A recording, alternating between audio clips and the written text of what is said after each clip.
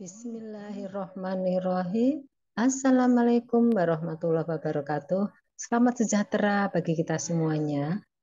Berjumpa kembali bersama saya, Kifayah Astuti, sebagai salah satu pengampu mata kuliah Matematika 3 dan Matematika Optimasi di Fakultas Teknik Universitas Borobudur Jakarta. Baik, kali ini kita akan mengembangkan pemahaman dari mengenai fungsi dengan variabel bebas 3. Sebenarnya minggu yang lalu sudah dibahas dalam aplikasi diferensial atur rantai, di mana menghitung luas dengan variabel bebasnya itu alas, tinggi, dan sudut. Tapi untuk lebih jelasnya lagi kita akan jelaskan dan akan kita pelajari mengenai diferensial parsial dengan variabel bebas 3. Kita mulai dulu dengan apa pengertian dari fungsi variabel bebas 3. Fungsi dengan variabel bebas 3 secara analog sama, prinsipnya dengan fungsi berubah 2. Bedanya variabel bebas ada 3 yang menentukan nilai variabel terikatnya. Contoh fungsi dengan variabel bebas 3 yaitu namanya f, variabel bebasnya x, y, z. Fungsinya namanya f. Nilainya secara keseluruhan yaitu 3x kuadrat kali y ditambah 5y kali z pangkat 3. Ini secara akumulasi menjadi suatu fungsi di mana variabel x, y, z ini menentukan nilai terikatnya nilai f. Variabel bebas namanya f. Di mana nih x, y, z merupakan variabel bebas dari fungsi f, x, y, z. Contoh yang kedua misalkan, nilai f ini terakumulasi menjadi 3 suku. Suku pertama, suku kedua, dan suku ketiga. Variabel bebasnya x, y, z. Nilainya f tergantung dari hasil perkalian dari 2 kali x kali y kuadrat kali z pangkat 3 ditambah nih fungsi eksponen dan fungsi kosinus dikalikan e pangkat y kalikan z kalikan kosinus kurung buka, ini argumennya kosinus 4YZ min 4XZ dikurangi, ini perkalian lagi, 2 fungsi menjadi satu akumulasi 4XY pangkat 3 kali sin XYZ. Ini nilai F-nya itu terdiri dari suku. Contoh fungsi yang ketiga namanya F, variabel base-nya dalam kurung itu XYZ. ln kurung buka 2XY min 4YZ dan seterusnya. Jadi biasanya itu Z sama ini bukan Z, jadi F namanya F.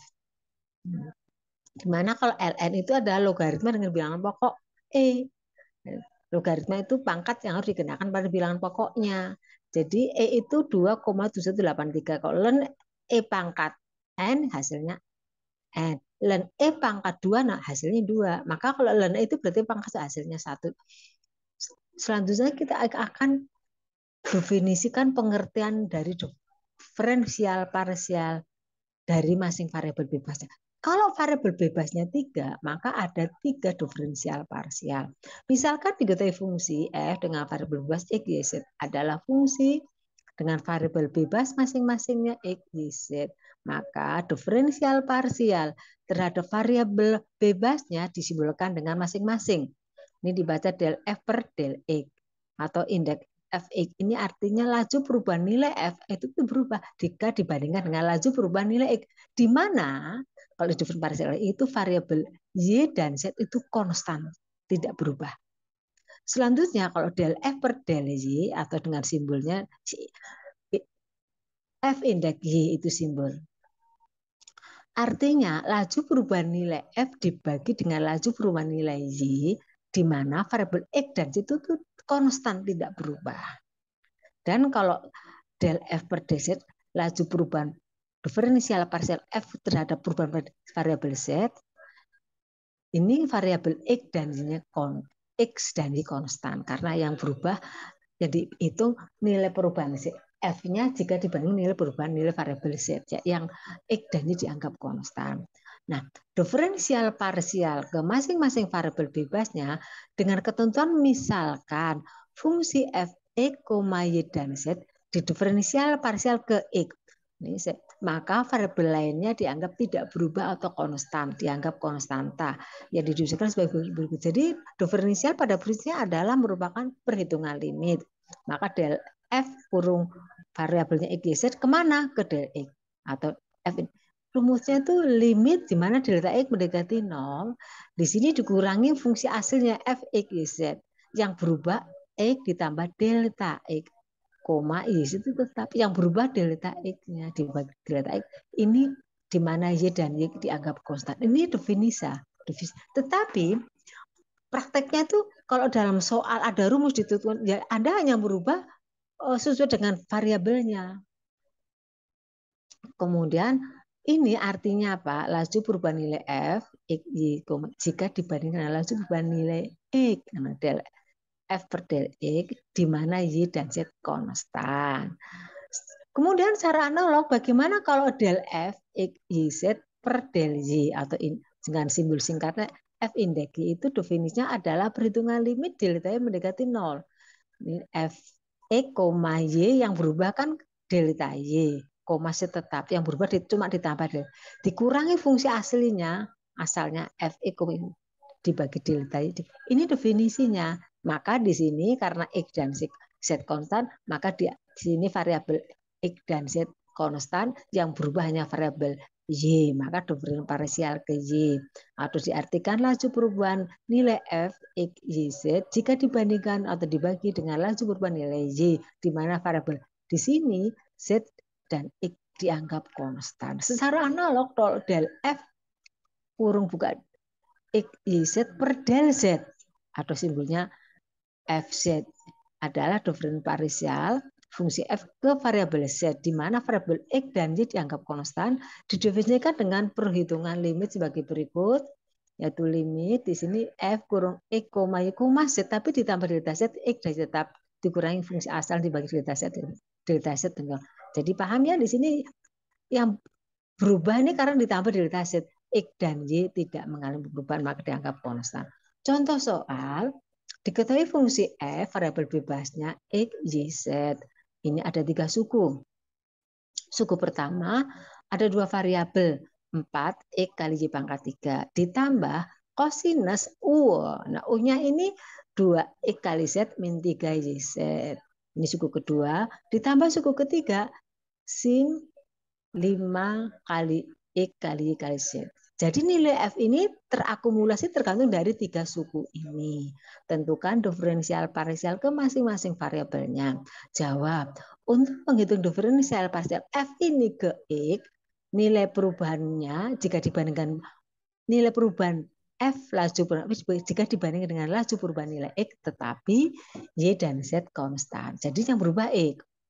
Maka 4X Y pangkat 3, X pangkat 1 tuh kalau diferensial itu pangkatnya berkurang 1. Jadi ini X pangkat 1 hasilnya 1, nggak Ibu tulis, langsung 4Y kuadrat. Nah, ini cos U. Rumusnya itu diferensialnya cos min sin. Min sin U tetap baik kali. Ini U-nya U kemana? UX. UX berarti yang ini 2XZ diturunkan ke XZ pangkat kali 2. 2Z X-nya jadi 1. 1 nggak Ibu tulis. Mengandung X nggak ini? Min 3. Tidak. Ini dianggap konstan.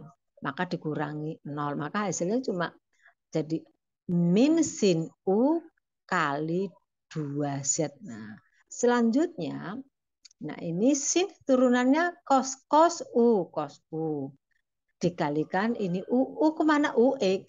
Jadi 5 kali 1 kali jadi 5YZ. Maka hasilnya Ibu tulis kembali 4Y kuadrat. Jadi ini min 2Z sin 2XZ min 3YZ. Ini pindah ke sini plus 5YZ cos 5XYZ. Secara analog bagaimana kalau diferensial parsial variabel ke Y, maka variabel X dan Z konstan. Jadi ini turunkan ke Y. Maka jadi Y pangkat 3 berkurang 1. Maka tapi 3 kali 4, 12 X kali Y kuadrat. Kemudian sama ini turunkan ke Y. Tapi prinsipnya cos min sin. Kurung min sin U tetap tutup. Tetap ini. Turunan cos min sin U tetap. Kalikan U mana? UY. 2XZ tidak mengandung Y, maka diturunkan dianggap konstanta 0. Min 3YZ diturunkan ya 3Z. Jadi ada min ya min 3Z. Selanjutnya ini turunan sin cos U kalikan UY.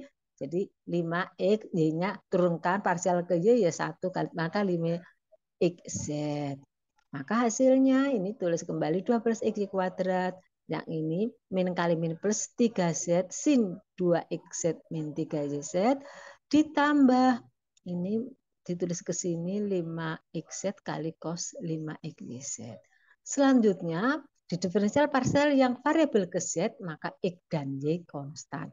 Ini mengandung z tidak, maka turunkan parsial ini 0. Hasilnya 0. 0.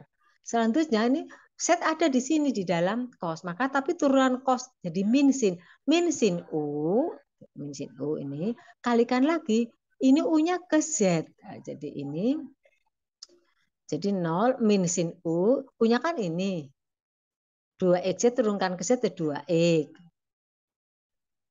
Min 3x turunkan ke z ya min 3y. Nah, ditambah yang ketiga, suku ketiga, turunannya sin cos U, cos 5xz kali 5xz kali turunkan ke z, maka 5xy. Ya, maka hasil akhirnya yaitu ini, jadi ini pindah ke sini. Min kurung 2x min 3. Jadi dalam kurung jangan dikalang ke sini, ini menjadi koefisien di sini. Min 2x min 3y kali sin ini U tetap 2xz min 3xz. Ditambah ini 5x ke sini ke depan plus 5xz kali kosinus 5xz. Demikian yang bisa Ibu sampaikan. Mudah-mudahan bisa diambil pelajaran. Selamat belajar, merdeka belajar. Terima kasih. Wassalamualaikum warahmatullahi wabarakatuh.